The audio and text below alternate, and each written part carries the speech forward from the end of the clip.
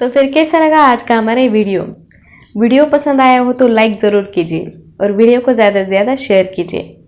ऐसे ही interesting videos देखते रहने के लिए हमारे चैनल को सब्सक्राइब कीजिए और बेल आइकन को प्रेस करके ऑल कर दीजिए ताकि आने वाले हर वीडियो की नोटिफिकेशन आपको सबसे पहले मिलती रहे। तो फिर चलिए मिलते हैं अगले वीडियो में।